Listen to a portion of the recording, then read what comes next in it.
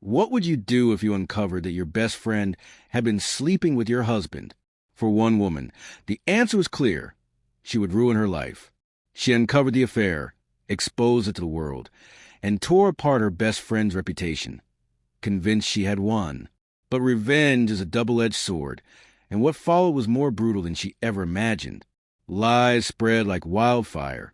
Friends turned their backs on her, and even her own family began to doubt her.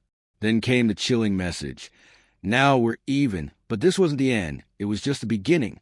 Because some secrets refuse to stay buried, and some people go to any lengths to keep them hidden. The first time I sensed something was wrong, it was in the way Emma hesitated when I asked to see her phone. We'd been inseparable for over 10 years, closer than sisters, so when she flinched at my casual request, a cold knot of suspicion tightened in my chest. I told myself I was imagining things, chalked it up to paranoia. But then the late-night calls started, supposedly work emergencies. The sudden business trips perfectly timed with my husband's unexplained absences. The way Emma's smile faded the moment his name came up. All the signs were there, glaring, impossible to ignore once I opened my eyes.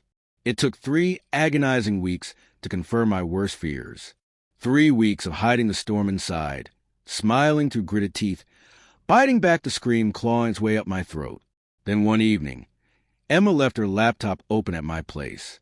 My heart stopped when I saw it. A draft email to my husband, soaked in whispers and secrets that left no room for misunderstanding. My hands trembled as I read, each word like a knife twisting in my trust. There were plans for meetings, inside jokes I didn't know, even a reference to our anniversary, like they had some private history I'd never be part of. The worst part? The email was months old. This wasn't a mistake. It was a calculated betrayal, and they had been lying to me every day since. I could have confronted them right then, stormed into our bedroom and thrown the truth in Mark's face while he slept, or shown up at Emma's door to watch her crumble. But rage, I learned, was a weapon best honed in silence. So I waited. I documented everything, screenshots, timestamps, conversations, until the evidence was undeniable. Then I didn't just expose them. I made sure they burned. Emma's downfall was almost poetic.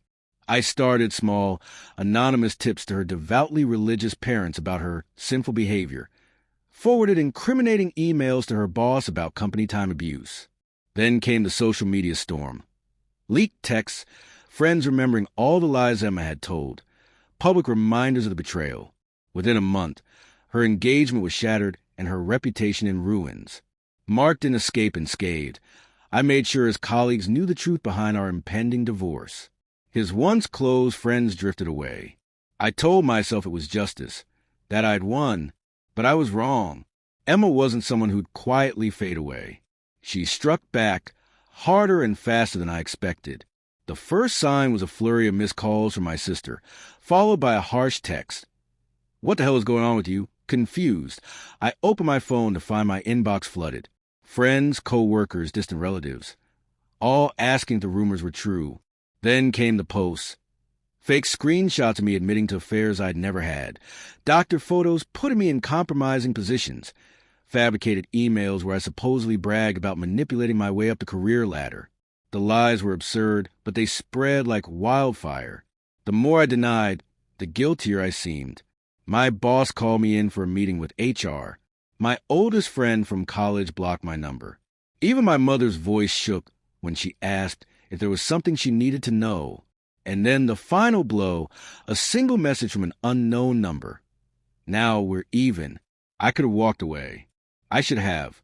But by then, the fire for revenge had taken root deep in my bones. I wasn't about to let Emma have the last word. I dug into her past, peeling back layers she'd carefully hidden. What I found changed everything. Infidelity wasn't her only secret. There were whispers of financial discrepancies at her previous job, rumors of embezzlement buried by a sudden resignation, a restraining order from an ex-boyfriend mysteriously missing from court records, and then a grainy, years-old photo of Emma standing beside a man I recognized from the news, a man arrested for fraud, whose trial transcripts mentioned an accomplice never caught by the police. I didn't just have leverage.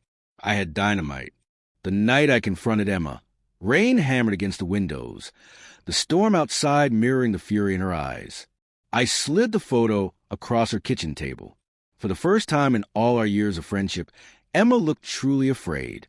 "You don't know what you're messing with," she hissed. But I did, and this time I was ready. By the next morning, every lie she'd spread about me vanished. The post disappeared. Apologies trickled in from those who'd been misled. HR suddenly found no evidence against me. Emma never spoke to me again. She didn't have to. Some battles aren't won with noise or fury. They're won in silence, in the quiet understanding that the war is over.